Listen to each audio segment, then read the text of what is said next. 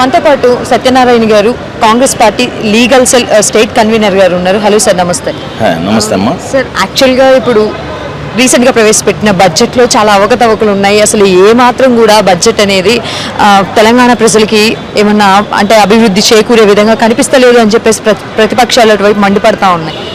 ఇప్పుడు ప్రతిపక్షాల యొక్క పనే గగ్గోలు పెట్టడం. అంటే వాళ్ళకి ఏ స్టాండ్ లేకపోతే ఏదో ఒక స్టాండ్ తీసుకోవాలి. అర్థమైందమ్మా. ఇప్పుడు సైకిల్ స్టాండ్ లేకపోతే బండి స్టాండ్ ఏదో ఒక స్టాండ్ తీసుకోవాలి వాళ్ళు. ఆ కార్ స్టాండ్ ఎట్లా పోయింది? ఆ కార్ 4 టైర్లు అయితేనే కుప్పకూలిపోయింది బీఆర్ఎస్. ఇక పెద్ద ఆయన స్టీరింగ్ లాంటి వ్యక్తి ఆయన ఫామ్ హౌస్కే పరిమితం అయ్యిండు. ఇక బీజేపీ అంటారా, బీజేపీ వాడిపోయిన కమలం. సో వాళ్ళకి ఏం చేయాలో అర్థం కావట్లే. ఇప్పుడు ఎక్కడ చూసినా రేవంత్ రెడ్డి గారి, మా ముఖ్యమంత్రి గారి ఆధ్వర్యంలో, అదేవిధంగా పిసిసి అధ్యక్షులు గారి మహేష్ గౌడ్ గారి నేతృత్వంలో కాంగ్రెస్ పార్టీ, అదేవిధంగా తెలంగాణ ప్రభుత్వం బ్రహ్మాండంగా ముందుకు పోతా ఉంది. సో ముందు పోతున్న క్రమంలో ఇది పేదల పక్షంలో ఉన్న పార్టీ. మీరు ఒకసారి గమనిస్తే భారతదేశ చరిత్రలో కాంగ్రెస్ ఎప్పుడు కూడా పేదల పక్షాన్నే నిలబడ్డది. ఇప్పుడు గరీబీ హటావ్ అనే కానీ, ఇంకేదైనా కపడా మకాన్ రోటీ అనే పథకాలు కానీ అన్నీ కూడా ఏవైతున్నాయో చాలా వరకు పథకాలు అనేది కాంగ్రెస్ పార్టీ పేదల కోసం తీసుకొచ్చింది. సో ఇక్కడ కూడా ఇప్పుడు బడ్జెట్లో ప్రతి అంశము అందరికీ ఉపయోగపడే విధంగానే తీసుకొచ్చారు. ప్రధానంగా ఏంటంటే నిండుగా ఉన్న తెలంగాణను ఏం లేకుండా ఖాళీగా చేసి మొత్తం నిండుగా ఉన్న ఖజానాను లూటీ బడ్జెట్ చేసి లూటీ చేసేసి ఏం లేకుండా అప్పులపాలు చేసి వాళ్ళ అప్పులకు ఎవరైతే 10 ఏళ్ళు పరిపాలించిన బీఆర్ఎస్ ప్రభుత్వం ఉందో వారు చేసిన అప్పులు తీర్చలేక ఒకవైపు అవి కట్టుకుంటూనే ఒకవైపు అభివృద్ధిని, సంక్షేమాలను ముందుకు తీసుకుపోతున్న క్రమం.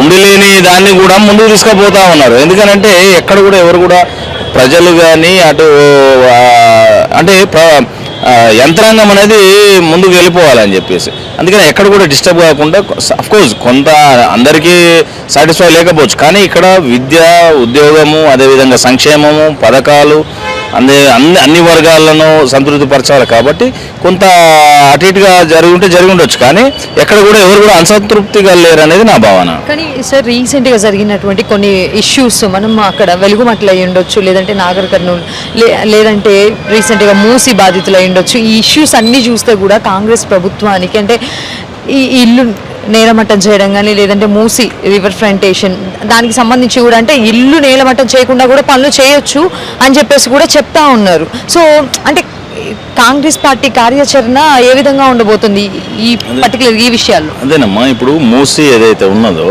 మూసి ప్రక్షాళన అనేది గత ప్రభుత్వం తీసుకున్న నిర్ణయమే. సో దానికోసము మీరు ఒకసారి వీడియోస్లో పాతవి చూస్తే తెలుస్తుంది. కేటీఆర్ గారు ఏ విధంగా అసెంబ్లీ సాక్షిగా, అదేవిధంగా బయట కూడా మాట్లాడారు. గౌరవ రేవంత్ రెడ్డి గారు కూడా నిండు అసెంబ్లీలో కూడా చూపించారు ఆ వీడియోలో. నిర్మోహమాటం లేకుండా కర్కశంగా ఇల్లు కూల్చేస్తాము, ఎవరైతే ప్రభుత్వ నిబంధనలకు అనుగుణంగా లేని కట్టడాలు ఏమున్నా కూల్చేస్తామని చెప్పి వారు కర్కశంగా కూల్చేస్తాం వారే చెప్పినారు. ఈరోజు వారే మళ్ళీ ఈ విధంగా మాట్లాడడం ముసలి కన్నీళ్ళు కాలుస్తూ ఉన్నారు. సో ఇక్కడ ఏం జరుగుతూ ఉందంటే, నేలమట్ల అనేది ఏదైతే ఉన్నదో అక్కడ అందరికీ పట్టాలు లేవు. సో ఎవరైతే పట్టాలు ఉన్నాయో ఆ పట్టాలున్న వ్యక్తులకు పునరావాసం కల్పించడమా లేకపోతే అక్కడ అనేది ప్రభుత్వం నిర్ణయం తీసుకుంటా ఉంది. ఎవరైతే కబ్జాకు చేసినారో, కబ్జాల్లో ఉన్నారో వారికి ఎవరిని కూడా ప్రభుత్వం ఏం చేస్తుందంటే నిర్వాసితులందరికీ కూడా పునర్నివాసం చేస్తామని చెప్తా ఉన్నారు. కానీ ఆ సైట్స్ ఏవైతే ఉన్నాయో అవన్నీ కూడా భూదాన్ భూములు, కానీ ప్రభుత్వానికి ఆ భూములకి ఎటువంటి సంబంధం లేదని చెప్పేసి చెప్తా ఉన్నారు. వినోబా అనేటటువంటి వ్యక్తి ఆ భూములను పేదల కోసమే సమకూర్చారని చెప్పేసి చెప్తా ఉన్నారు. మరి వాటికి ప్రభుత్వం ఎందుకని నేలమట్టం చేయాల్సినటువంటి సిచ్యువేషన్? అక్కడ భూదాన్ భూములు ఏవైతే ఉన్నాయో అది మొదటి నుంచి కూడా తీసుకున్న తర్వాత ప్రభుత్వ నిర్వహణ బాధ్యత ప్రభుత్వానిదే. దానికి సపరేట్ బాడీ ఉన్నప్పుడు కూడా నిర్వహణ బాధ్యత ప్రభుత్వాన్ని, ప్రభుత్వ కార్యాచరణలే ఉంటాయి. సో ఏదైనా ఒక ఏదైతే కబ్జా చేసినారో, ఏదైతే ఉంటున్నారో నిజంగా కూడా పేదలకు, నిరుపేదలకు నివాసయోగ్యమైనటువంటి ఏర్పాటు చేయాల్సిన బాధ్యత ప్రభుత్వాన్ని. వారికి అది రాజ్యాంగం కల్పిస్తామన్న హక్కు. అది ఎవరికైతే ఇల్లు లేవో నిరుపేదలకు వారు ఖచ్చితంగా నివాసాన్ని కల్పించాల్సిన బాధ్యత ప్రభుత్వాన్ని. ఆ విధంగా చర్యలు తీసుకుంటారు. సో ఇక్కడికి వచ్చేసరికి ఇప్పుడు పేదలే కాదు, ధనికులు కూడా ఇప్పుడు మనం ఒకసారి చూస్తూ ఉన్నాం, హైడ్రా కూల్చిన దాంట్లో చాలా మందికి ఫామ్ హౌజులు, గెస్ట్ హౌజులు, బ్రహ్మాండమైన పెద్ద పెద్ద బిల్డింగ్స్ ఉన్నాయి. సో వారందరూ పేదలేనా? సో ఇట్లాంటి వారిని చేస్తూ ఉన్నది. కొంత పేదలకు కూడా నష్టం జరిగి ఉండొచ్చు. వారి నష్టం జరిగిన వారికి ఏదైతే మూసి పక్కన ఉన్నదో ఎఫ్ఎల్టీ ఉన్నదో, ఎఫ్ఎల్టీ జోన్లో కానీ బఫర్ జోన్లో కానీ ఉన్న వాటిని ఆ యొక్క కాలువ కానీ ఆ యొక్క నదుల యొక్క రక్షణ కోసమే ఏర్పాట్లు చేస్తూ ఉన్నది. సో ఈ వాటర్ అనేది ఈజీగా వెళ్ళిపోతుండాలి. ఆ ఫ్లో అనేది లేకపోతే వరదలు ఇంకా చాలా ఉంటాయి. సో అట్లా జరుగుతూ ఉంటాయి. సో అందుకని నేనేమంటున్నానంటే, ఎక్కడైనా పేదలకు నష్టం జరిగితే ఖచ్చితంగా ప్రభుత్వం బాధ్యత తీసుకుంటుంది, వారికి పునర్నివాసం అనేది ఏర్పాటు చేస్తుంది అనేది చెప్తా ఉన్నాం. సార్ అదేవిధంగా ఇంకొక విషయం మాట్లాడుకుంటే, కాంగ్రెస్ పార్టీ సీనియర్ నాయకులైనటువంటి జీవన్ రెడ్డి గారి పార్టీ మారే అవకాశం ఉందంటే, కాంగ్రెస్ పార్టీలో ఎక్కడా కూడా సీనియర్ నాయకులకి రెస్పెక్ట్ లేదు అని చెప్పేసి చెప్తా ఉన్నారు.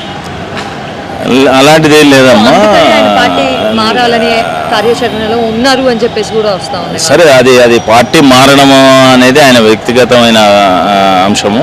ముఖ్యంగా ఏంటంటే, పార్టీ ఎక్కడ కూడా సీనియర్లను పక్కన పెడుతుంది అనేది లేదు. మీరు ఒకసారి గమనించినట్టయితే, జీవన్ రెడ్డి గారు ఎమ్మెల్యేగా ఓడిపోయిన తర్వాత వారిని పిలిచి మళ్ళీ ఎమ్మెల్సీ చేసింది కాంగ్రెస్ ప్రభుత్వమే.